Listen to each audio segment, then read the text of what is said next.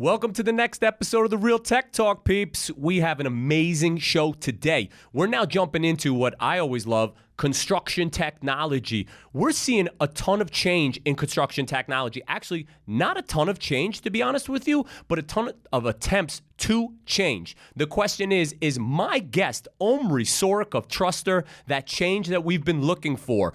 What's really interesting is what we've seen in the contact space is there's two sides to it. We're seeing a project management space, which is cloud-based computing, a single source of truth of information. But what about the field? What is changing in the field? We're seeing modular housing. We're seeing robots in the field. We're seeing cameras in the field. But is that really helping us build faster? Something that has changed is that sensor technology has gotten less expensive. And let's see what Omri has to say about how sensors can change the way in which we're building. So sit down, buckle your seat, see your boy here. Let's see what Omri Sorek has to say. That's why we're here, bro. This is Real Tech Talk. Boom shakalaka. So who the hell are you, bro? You know, what are you into? What do you do? Dude, you can keep it real here. Tell me about these real estate players. Eric Brody is the managing principal of CEMVC LLC.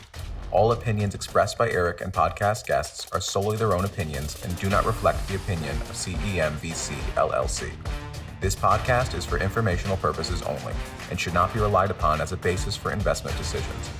Clients of CEMVC LLC may maintain positions in the securities discussed in this podcast.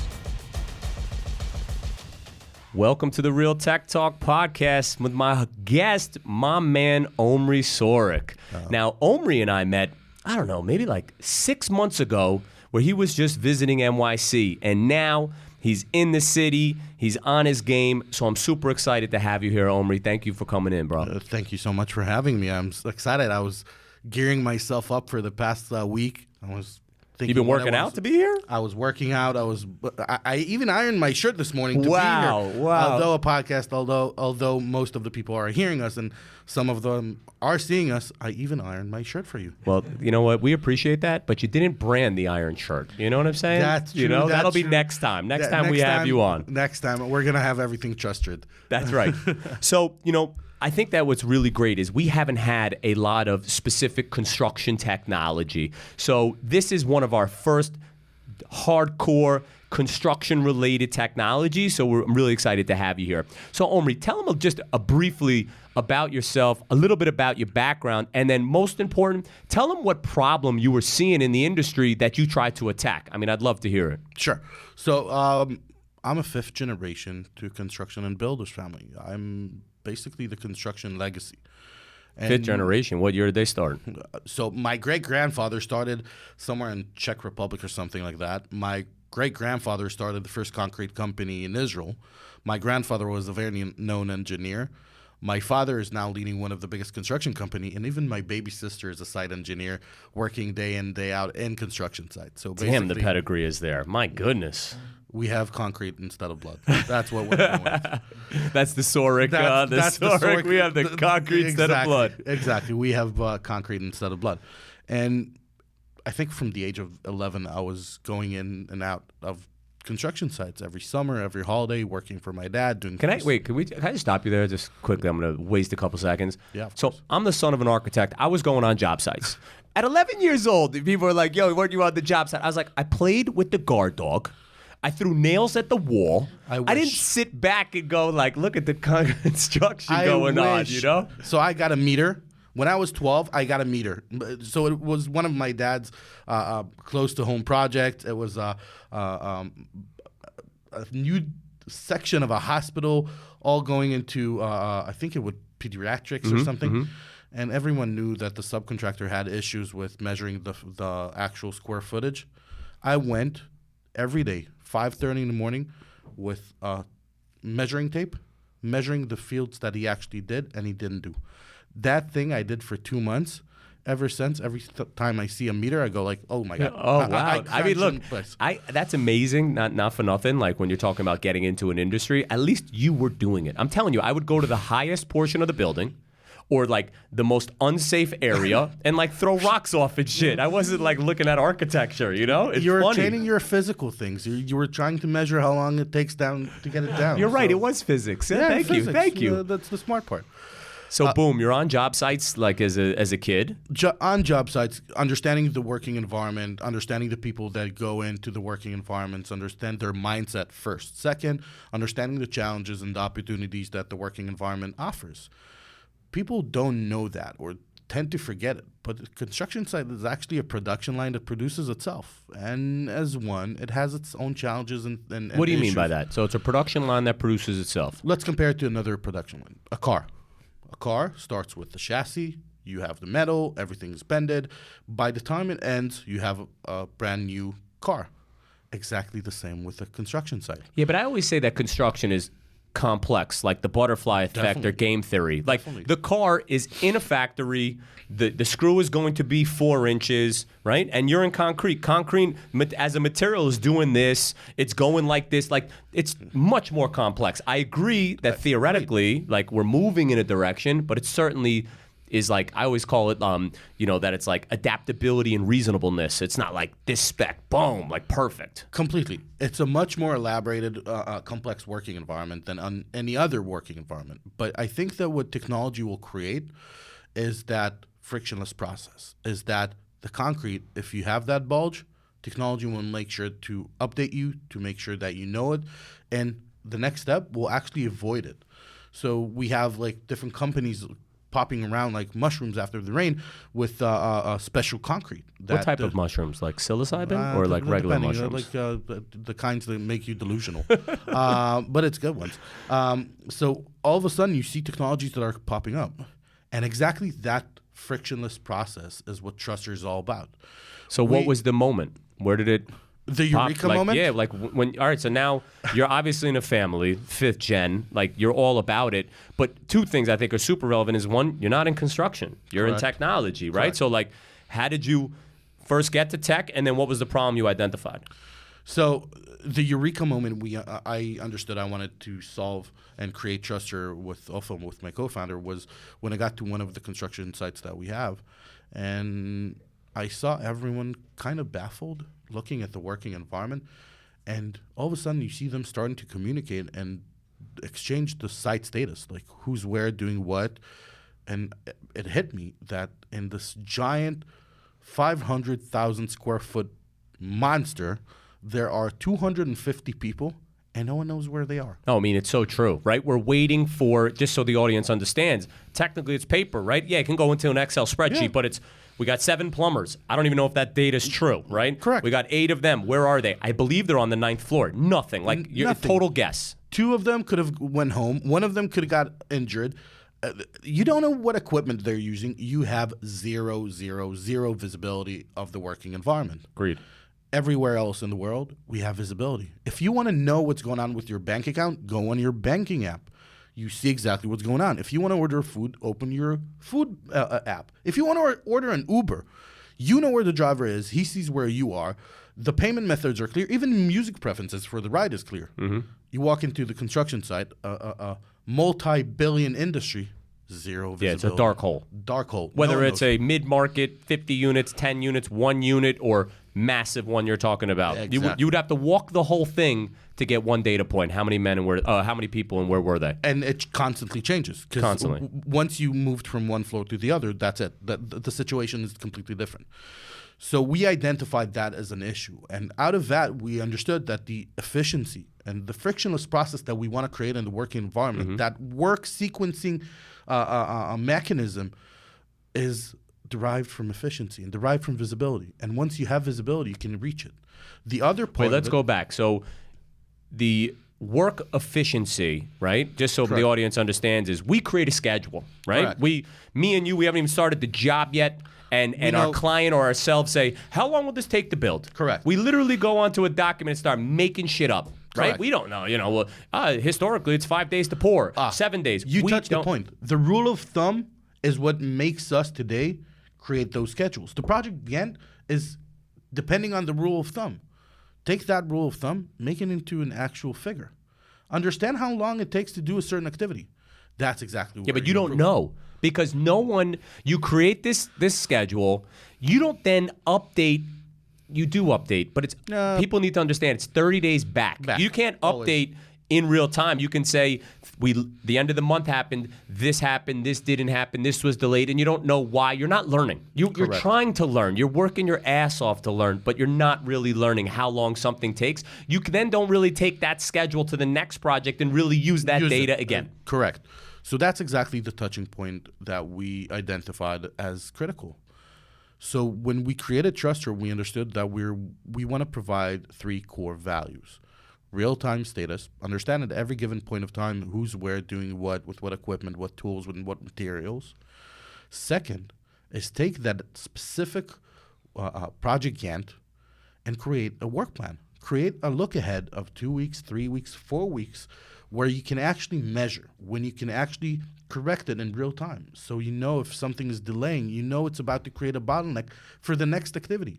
But using tech telling you, instead of 9 of us sitting in a room and talking about Excel, it. No, everything needs to be automated. People, I'm not sure how many people are aware of the fact people in construction don't have time. The one thing that they're always missing is time. They have so much on their head. And as demands from buyers, from developers, for the high level, for everything to be top notch goes up, the time even goes down. And what was the third?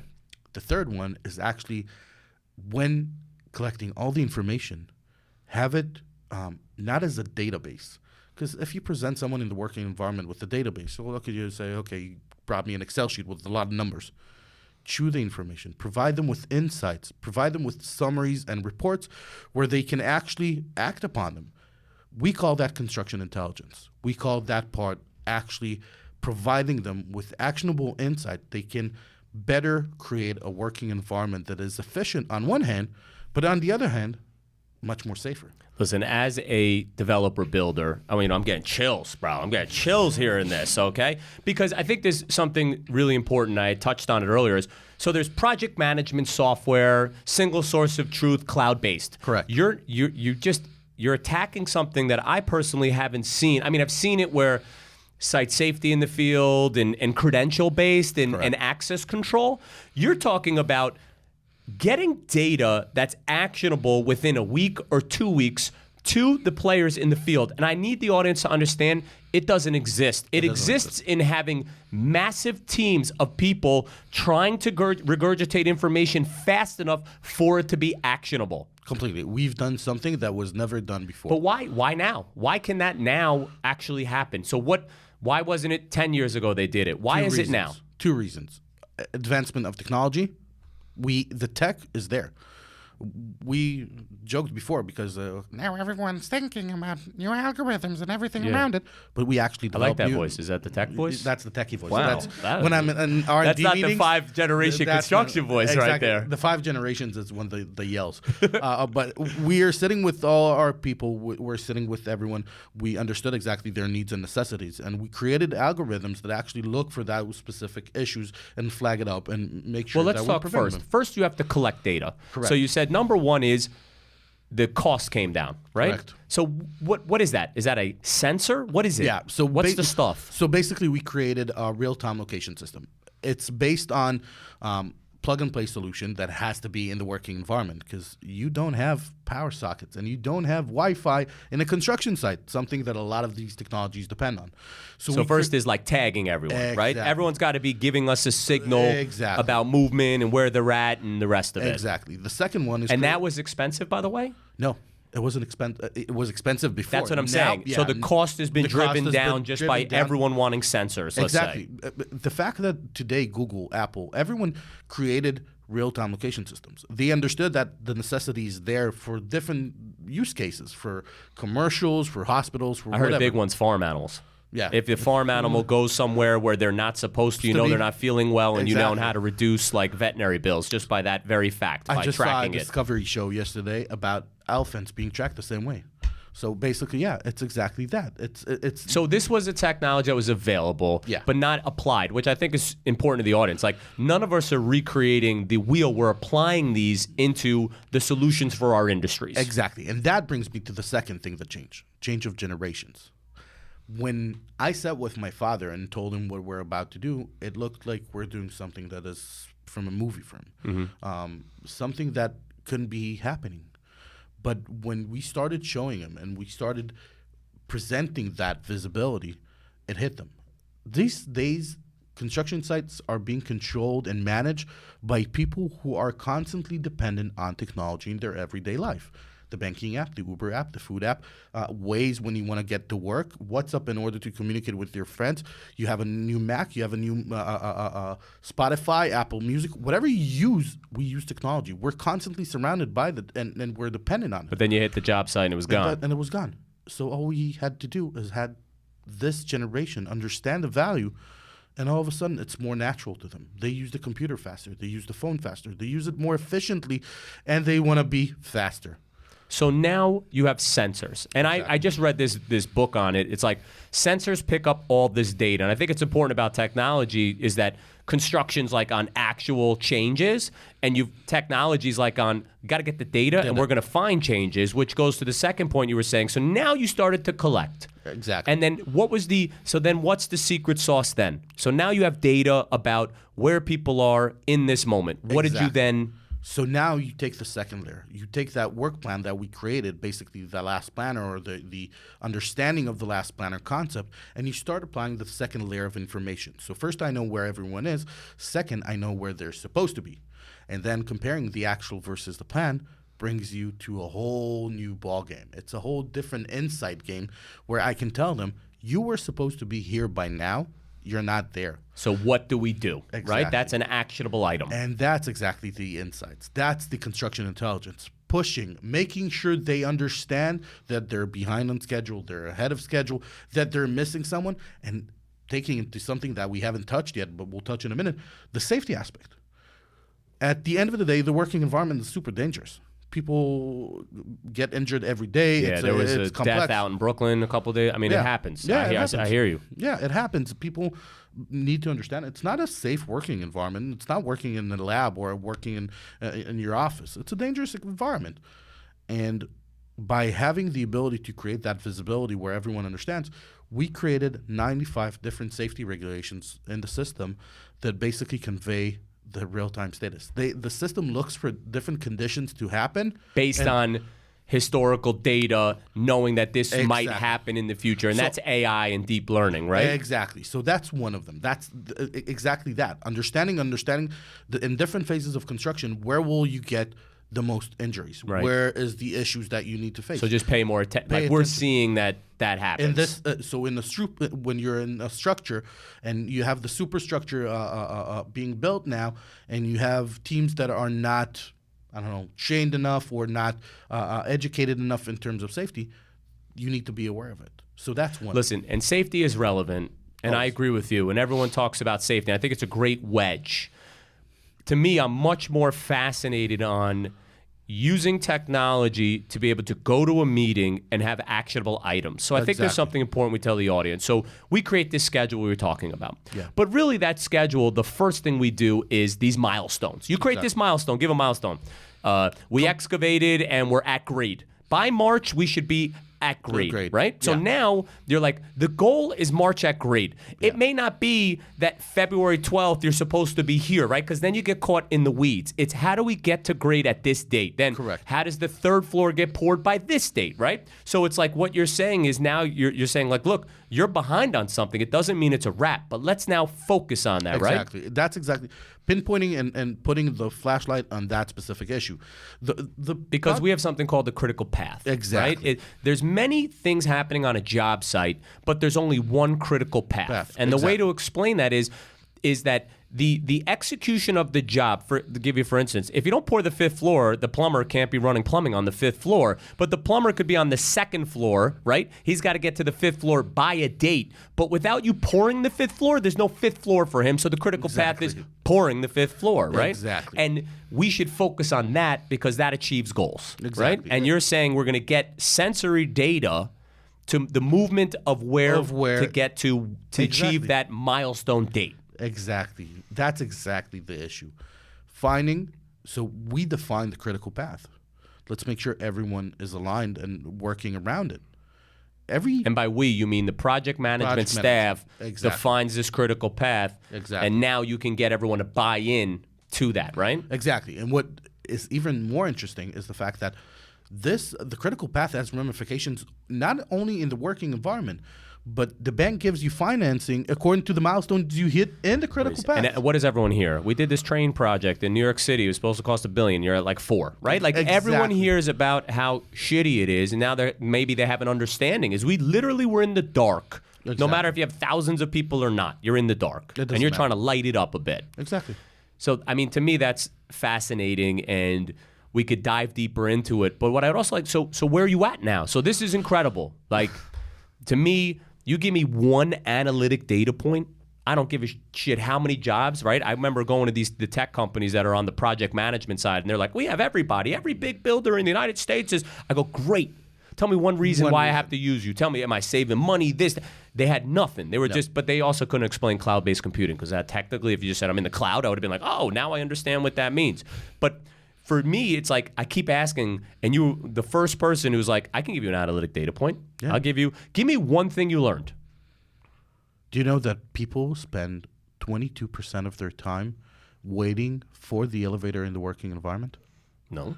Do you understand that someone that comes in for a 10-hour day waits for 2 hours for the elevator? How inefficient is that? Yeah. How much time do you spend waiting for the elevator?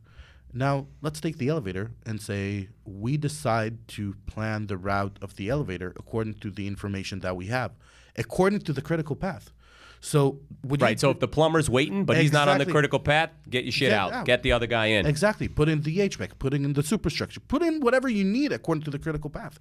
Give them the priority. You know, it's funny. People will say, "Oh, isn't that isn't that obvious?" And shouldn't you know that? And the answer is, like you were saying, the person who has 25, 30 years experience is still human, thinking about 90 things a day. The minimum stuff like that. Doesn't someone know about that? The answer is no. No. So the fact that you're like, let me give you this schedule for using the hoist is like worth your weight in gold of using the system, because 22%, by the way, if you got it down to 18, like it still was slow as shit, but like 4 points? Incredible. I mean, come on. We did a working environment with 450 workers. We decreased it from 24% to 7%. We saved 1,500 working hours per day. All of a sudden, you have people working. You have efficiency level going up. Word. Now, it's taking those examples is easy.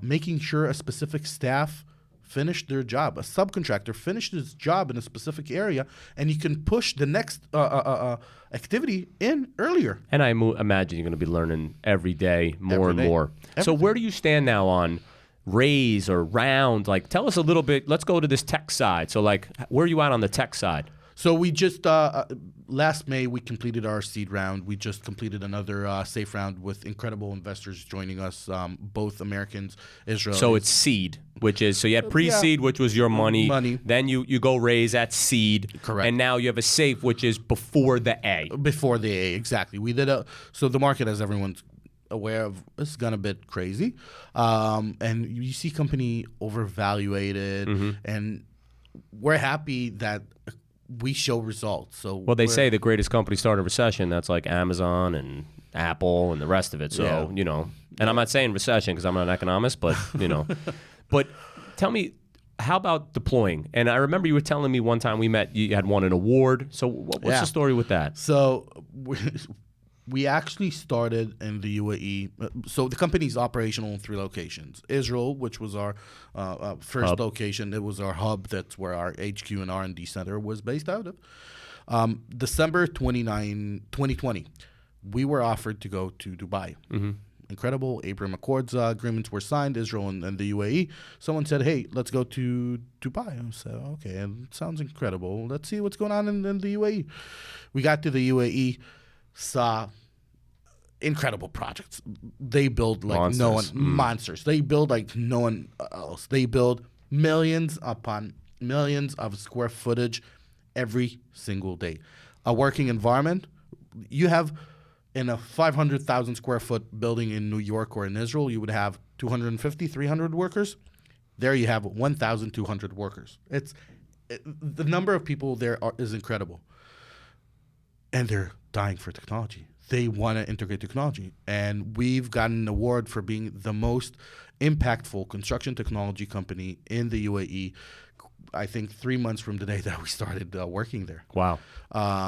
So it's been incredible. So you have projects there. We have projects there. And now you're doing a beachhead here? Is that the... Exactly. So at the end of the day, we look at the American market as our primary market. Why? I think the adoption of technology, the ability to understand the data points, and at the end of the day, we're a tech company. But there's two things that could happen. We would IPO. Okay. We'll get acquired by someone. And I think the biggest, although Saudi Arabia is going to be, I think, the next one to be the most impactful in terms of the size of building, in the U.S. you have the most variety. You have commercial, you have residential, you have so a bigger opportunity. Exactly, and more data points. At the end of the day, our play is data. We Right. want to understand exactly what happens. To then affect human behavior. Exactly. And there's always the factors that are interesting to us. Working in an environment that is lacking human resource, like we're all lacking, but in the UAE and the Middle East, they're not lacking that. They have thousands of workers. So these environments are suffering more. So what's your biggest friction point right now? What's the biggest issue you have? Scaling, but making sure that we give the best customer service. Yeah, right. Construction companies, you don't have a second chance. Right. So you always, there's always the opportunity, and we have over demand. We have more companies than one, and I need to make sure that we're constantly making the best service for our clients. Right, you got to be a good operator, right? The idea we now understand, or if my audience does, is flawless, but now it has to actually get done, right? It needs to be done. It needs to get done. And then, so what's the roadmap over the next 6 months? Just penetrate the the American market? So penetrating the American market, we're starting from the East Coast, working our way from there. We're going to be starting, but we already have projects live here in New York. We're about to commence live from New York. Live from New York, but it's not Saturday Night Live. Well, not Saturday night, you know? Yeah. You could go, good morning, Vietnam. Yeah. I think it was about a couple of weeks ago. It was 10 years since he died. Robin Williams, which is crazy. Never mind. But we're starting projects in Miami soon, and we're looking in Philadelphia as well. So where can we find you? How do people find out and get to connect to you? www.trusstor.com. Well, how do you spell it? Because every tech person has to rename normal words. So give me the spelling. But you need to understand, trust is something from the working environment. We didn't take it, but you're right. The name is complicated. So it's TRUSSTOR. Had to throw the S in, didn't you? You couldn't just leave good enough alone, didn't you? Yeah, I did. So listen, the last question I always like to ask is, so you're doing in tech, you're doing your thing. What do you do to chill? Tell us something about you. Give us a data point about you that what you enjoy about your life. I think spending time with my family. And as there's 9 generations, it turns out. There must be 100 of them, Yeah, but my daughter's my prized possession. So every time I want to do something that clears my head, I just go spend some time with her. By the way, the best features came up from her. Oh, really? But yeah, simple things that you wouldn't think of. And all of a sudden, she was like, yeah. And she's 4. That's awesome. Are you going to put her on the job and make her start measuring? But at least her at 8, you were 11, start bringing it younger? We're going to 7. 7. Yeah. So she's got a few more years not to work, Going with the tunneling and going with the measurement and everything. It's spackle. So yeah, but definitely she'll go into. Well, that's dope. Listen, Omri, I really appreciate you coming on, man. I'm definitely watching what you're doing. And thank you for coming through, brother. Thank you so much for having me. Yeah, of course. So, as we always like to talk about, we need a conclusion on this thing. You heard him speak. You heard my boy. So what do you think? Not too long. It's my turn to speak because it is the Real Tech Talk podcast with Eric Brody. So here's what I think. The fact that sensor technology has gotten so inexpensive, right? We're going to see these sensors in the field. And what I think is super important about technology, which is different from real estate, is you've got to experiment. You've got to see what information is actually going to come from those sensors in the field. Is he going to be able to create analytic conclusions to help us build? But at least he's attacking the problem. In the field, in any moment, where should manpower go? How should we react to the conditions that are constantly changing in the field? It's sensors that allow you to do that. Where are people working? How are they working? Are they hitting that critical path? So to me, this is a technology to watch because I think that this could change the game. Now is the question, is it his company that changes the game? So he's onto a medicine, and let's see if he actually heals the issue that's occurring in that virus, which is how can we get people to execute faster in the field when we know we're building slower? So I don't know. We got to watch him, but it is fascinating stuff. And I definitely think he has the opportunity to be absolutely huge in the game. So let's watch and see what he has to say over the next few years. Let's go with Trusstor.